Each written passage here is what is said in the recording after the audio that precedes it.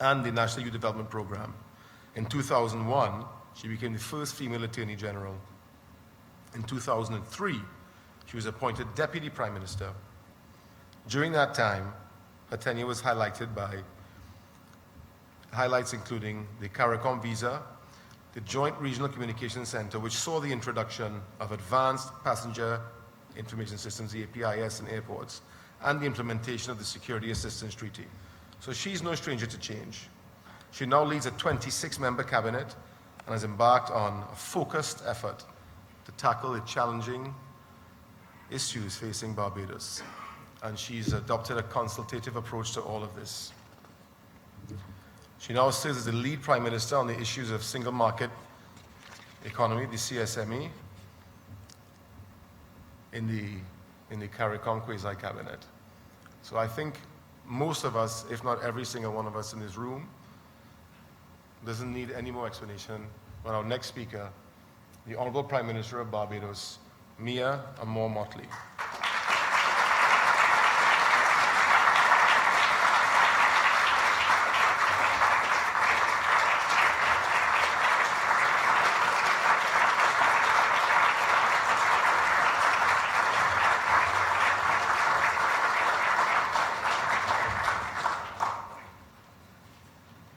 Thank you very much, Peter.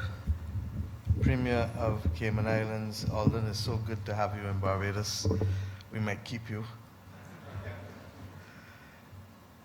Ladies and gentlemen, distinguished all, my good friend from the Inter-American Development Bank, Therese Turner-Jones, who has joined us today, and all of our visitors.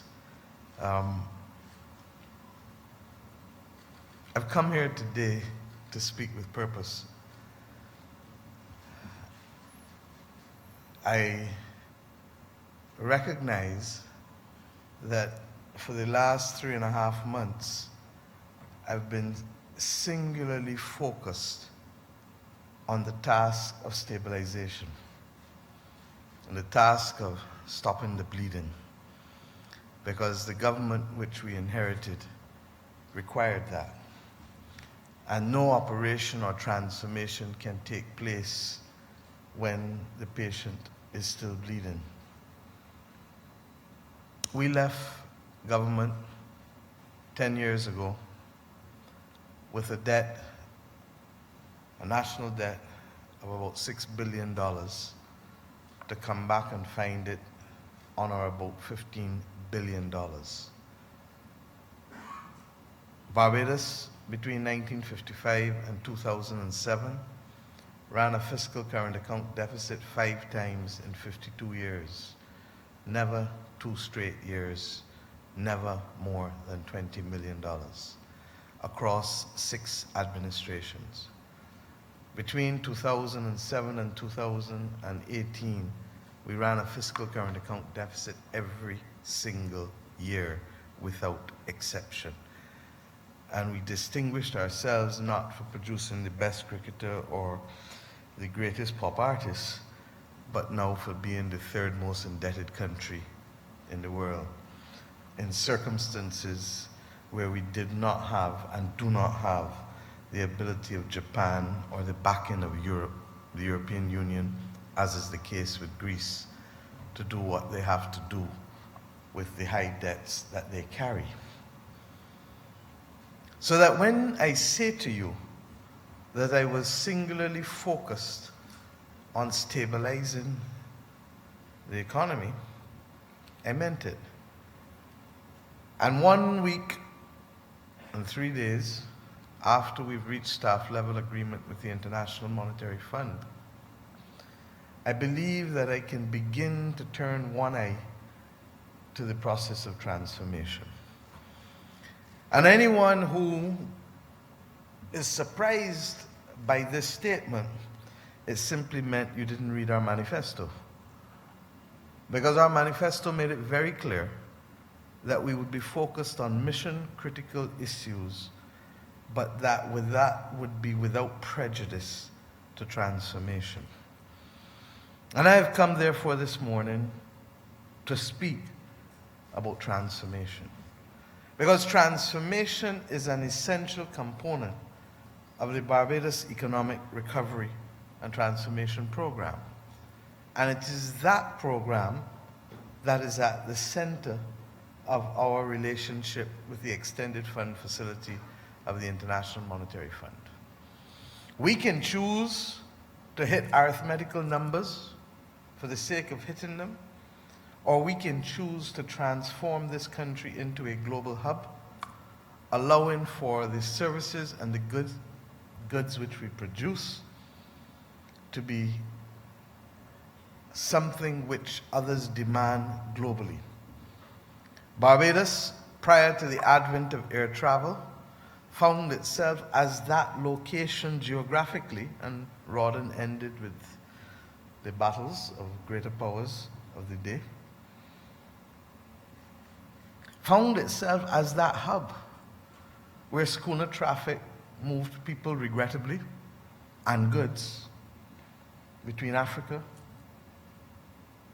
Caribbean, Latin America, Central America, North America, and back to Europe.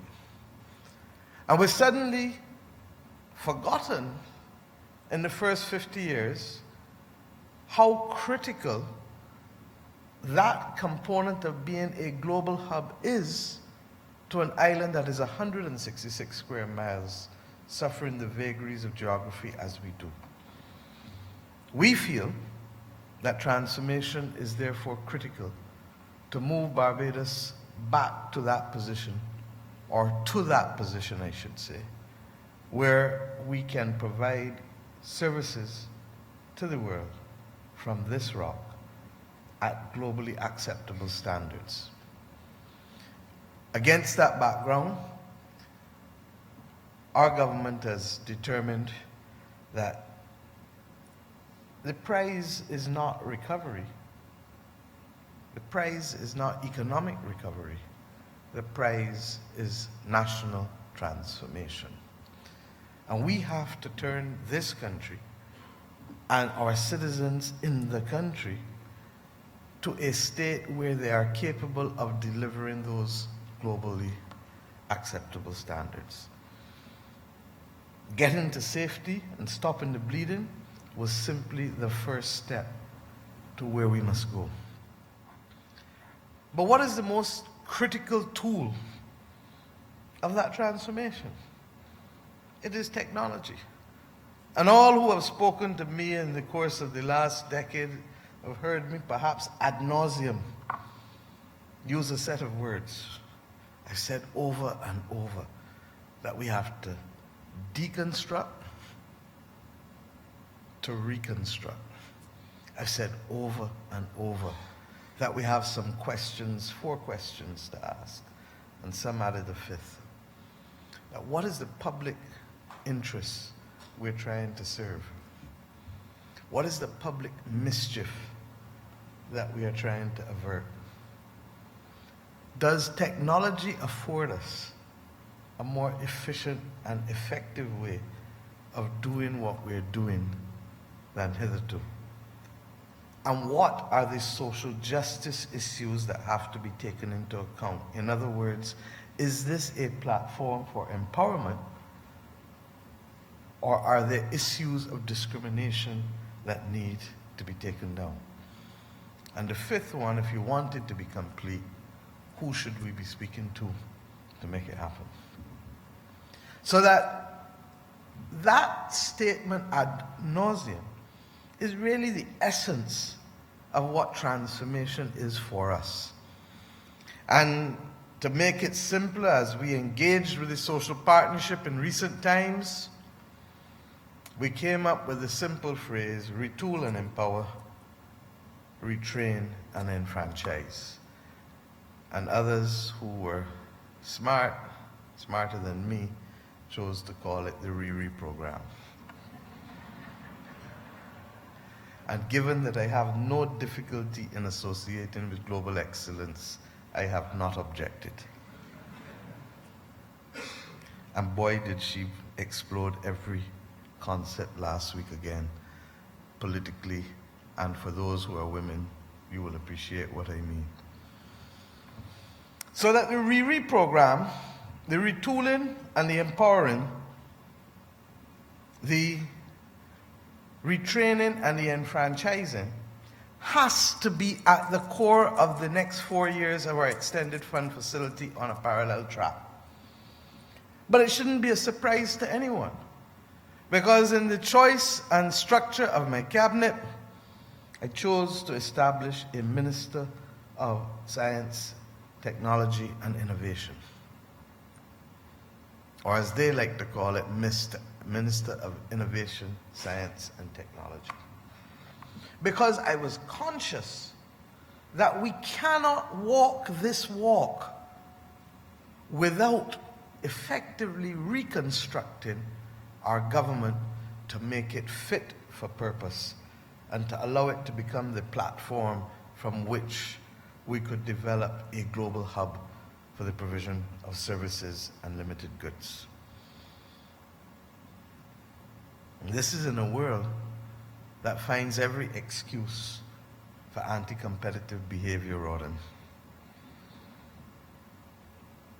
Those are the new non-tariff barriers to growth for small countries that have been encouraged to participate in new areas of service delivery globally only after the 2008 financial crisis to be told that not that you can't do it always, but that what you're doing can't be done in the way that you want to do it, because if you do it in the way that you want to do it, you undermine and disrupt. But what else is technology if not disruptive? What else is technology if not disruptive? 100 years ago, there was a Goddard's Ice Factory. I don't think there's anybody in this room who saw the Goddard's Ice Factory work. But yet Goddard's, a Barbadian public company, is now so successful that its operations run through Central America, Latin America, and the Caribbean. Started with an ice company. So that those who fear the future would do well to recognize that fear is an emotion that can be managed, that must be managed if we're not to be stuck in a moment in time. Those who lead countries don't have the luxury of fear. We have the responsibility of adjustment and leadership. And I've come here, therefore, today with purpose to say to you that this country is marching forward. And this country is marching forward by accepting the responsibilities of moving beyond the last lost decade and seeking to leapfrog us into the future that must be ours. We have chosen to recognize that from car washers to lawyers, from restaurateurs and police to regulators, from doctors and nurses to bankers, every skill in this country has to be redefined. Every job has to be redefined. And the most comprehensive training program, undertaken not against the background of isolated training, but against the background of what can we do harnessing the efficiency of technology as the tool that it is. And I didn't start here, and it is ironic that the IDB is the sponsor today. In my first incarnation as a minister in this country, we launched the EduTech program, which people thought was only about technology. But I said over and over then, and I remember it ad nauseum, that technology is only a tool. It still is only a tool. It is as good as the ethics that we bring to use that tool, the mission and the purpose that we have for that tool. And our mission and purpose, as I speak to you today, is to, yes, one, make us a global hub, but two, to retain the fundamental character of our country, which is and has always been about fairness and equity and social justice. Because with our history, we wouldn't know what else to be. And your duty as members of the private sector, yes, is to maximize profits. But my duty, and our duty as a government, is to maximize fairness and transparency, accountability. And between the two, we create a society that brings and adds value and development to each of our citizens, to each of our companies, and hopefully to our region and our world. This is a difficult world in which we live, because we're trying to do this while fighting for the very survival of the environment in which we live. And that's what the battle for climate change is about, and it's going to permeate through everything that we do. But what we have to do is to so retrain our people, and to so retool, and to so restructure our economy and our laws to facilitate that entrance into the global space. Because in that space, technology removes the disadvantage of size, removes the debilitating nature of geography. And what is our role as a government to help make it happen? We have committed to mobilize our training levy, and as of January, we hope that portion that is now going to the Unemployment Benefit Fund will be split in half. That comes from a healthy severance payments fund, and we hope that our social partners will work with us in this way, such that we can commit $30 million a year for each of the next 4 years for the most comprehensive retraining of Barbadian workers and professionals that this country has ever seen. Because on the other side of it,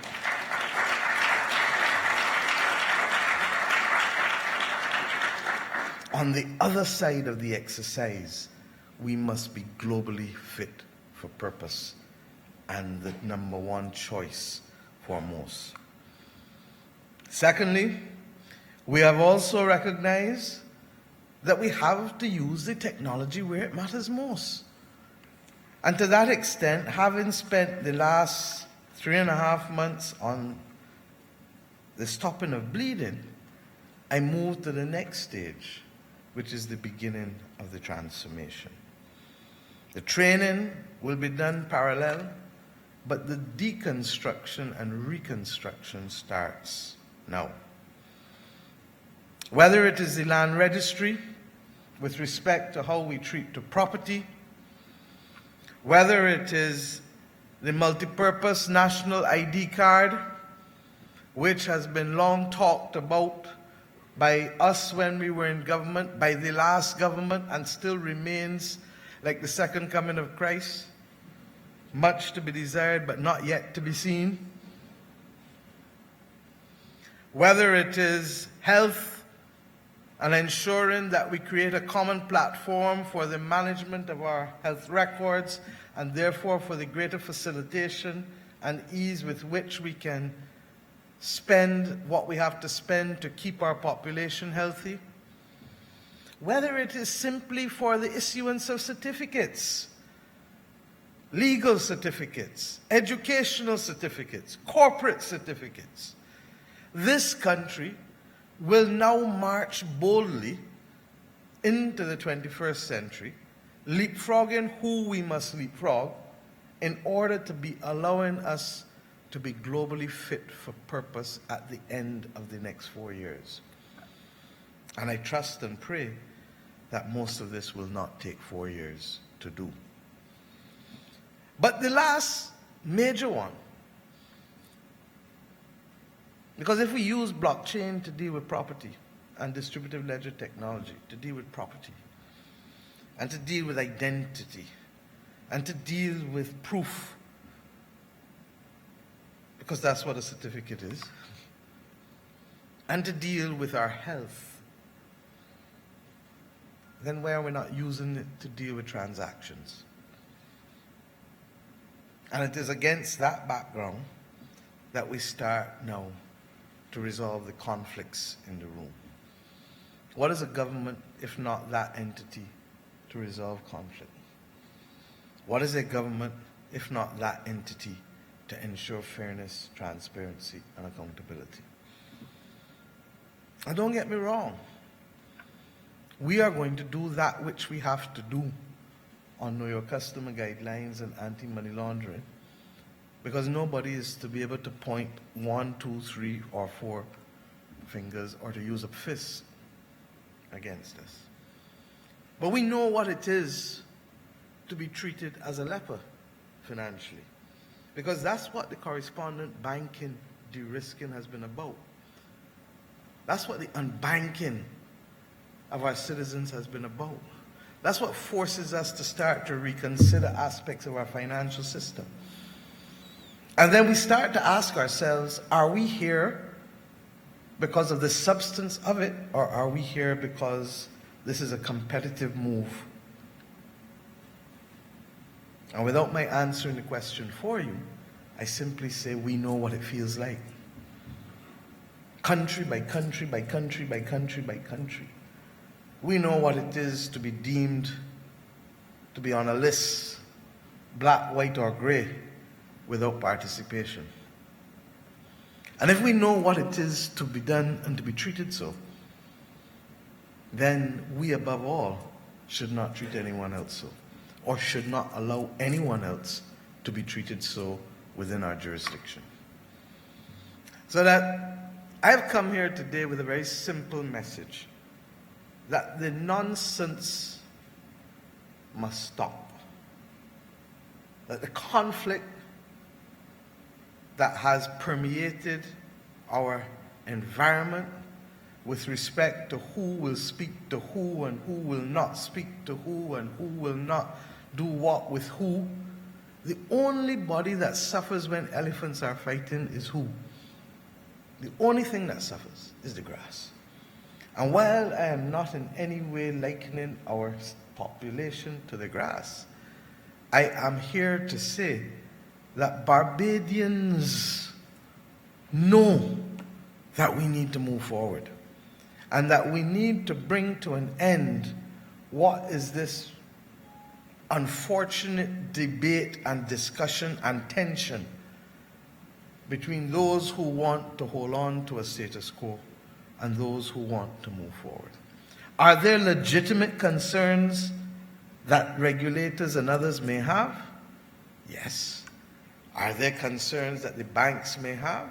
I presume so. They have not shared it yet with me, but I presume so. But what we cannot do is to have a standoff. And now that I have had the luxury of moving from stabilization to transformation, and soon hopefully post-debt restructuring, we will sit down and resolve these issues. Barbados will distinguish itself by making sure that our regulation is fit for purpose, that it is not a one-size-fits-all prescription that is imported because others have determined that this is what you must do, such that it becomes unwieldy and becomes a non-tariff barrier to growth.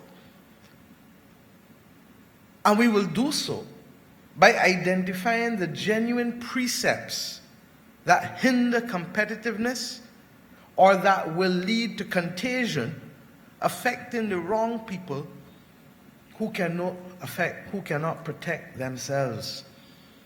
I started this speech by making the point that our duty is to protect and to facilitate fairness and transparency. And that's where our regulation must start. There are those who are more than capable of dabbling and protecting themselves, and there are those who must be protected.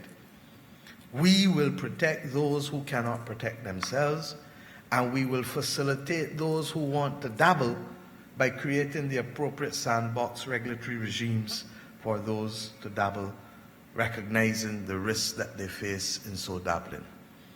But we will not hobble development and constrain progress by refusing to admit that the world continues to evolve How many people look at the language of the 17th and 18th century and have difficulty in reading the words because they don't know what is an F and what is an S?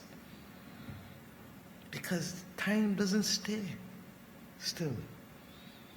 And we have reached this point in time recognizing that mission critical, stabilize, transform, to move forward.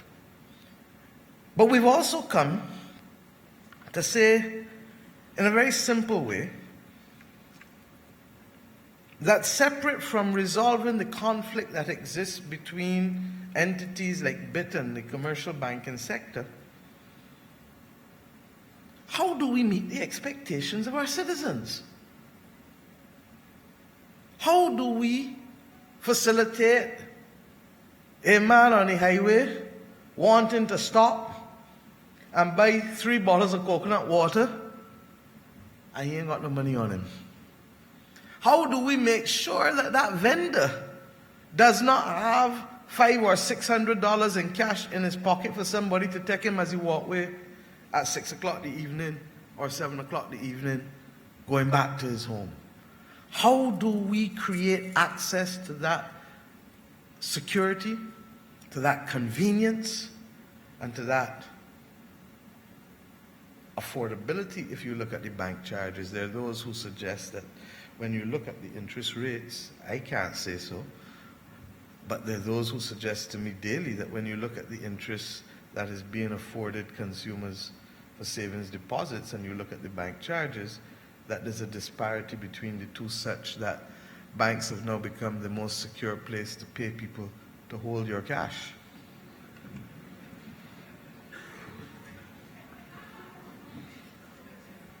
But I can't say so. I listen to those who tell me that.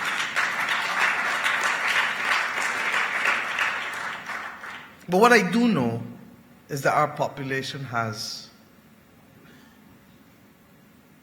expectations of us, and that we have expectations of ourselves and where we must be in 4 years' time if we are to be globally, fiscally fit for business. To that extent, we make a determination today as to whether we want to stay stuck in time or whether we want to move forward. Against that background, I announce today that our government will take another step into the future with the empowerment of our people, recognizing that our people want digital money and that our people want the ease and the security of electronic payments, and that as a result, what must happen is face-to-face discussions with urgency. As Martin Luther King said, the fierce urgency of now, such that we can launch the Barbados M-Money pilot, a pilot between Bitt, Central Bank, and FSC that facilitates electronic payments and digital payments for our people in Barbados.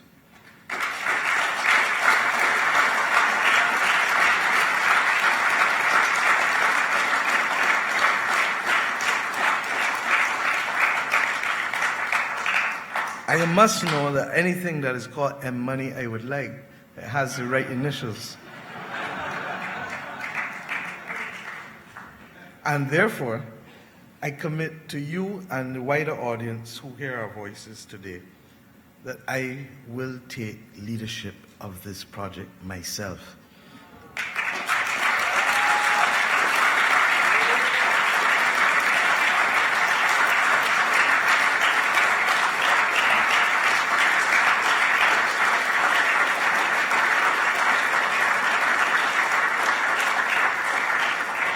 And believe you me, I do so not because it's easy, because I understand that there are legitimate concerns on all sides. I do so because it is complex, but I do so because this country cannot and will not be stuck at a moment in time.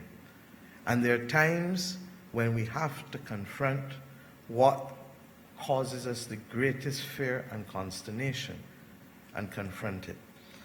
You know, I end with a slightly,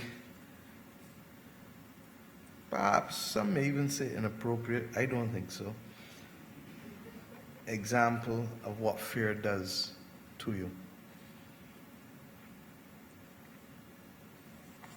I was second year law school, so I would have been 19 years old. And in those days in England, they used to have billings every quarter for your telephone. And when the bill came, it didn't have who you dialed or what overseas calls you made. It just would have a lump sum. And I had a father who didn't believe in inflation for sure, and who kept you at the same allowance from year 1 to year 5. But I was glad for that because I learned the virtue of work. But a bill came for £1,000, and I was living on £360 a month, which I had to pay rent, buy food, buy books, do everything. And why? Because my house was Grand Central Station for Limers. So I didn't know how the bill get there. But I knew I didn't have £1,000, and I knew I wasn't going to do anything illegal or immoral. So where did that leave me? For 2-3 weeks coming up to exams, I couldn't read a book, couldn't study, couldn't do a single thing. Until a week before exams, I said, "It's madness. I got to at least do a week's work." And I called my father and said, he was going on. I said, "I need to talk to you tomorrow." He said, "All right, call me tomorrow evening." And I called him back. So I said, "Daddy, I have a problem I need to talk to you about, and I'm going on a long, long run up, like if I'm West Hall."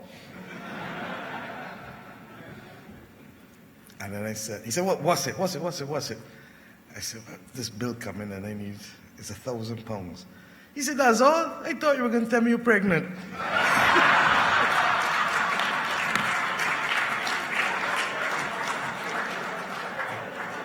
Now, I share that with you because at that moment, I learned that fear was the most paralyzing of emotions. And I vowed to myself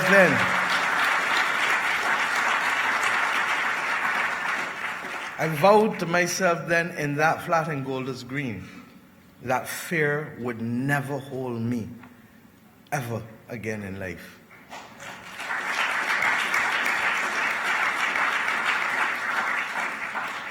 This country equally cannot be held by the fear of the unknown. We will not be reckless because that is not our nature. But we will move forward from this day, confident that the Barbados and Money pilot must take place. And that if the pilot says it is not good, then so be it. But if the pilot says it is good, then so be it as well. And I have come therefore this morning with purpose to say that to you. And I want to end on one other thing, because I don't want this speech only to be about money, but it has to be about the greater transformational changes that this country must take and that the world itself is taking. We have not yet started to have the big discussions about the future of work. We've not yet started to attract the companies that we ought to be attracting here, the advanced learning machines and the artificial intelligence.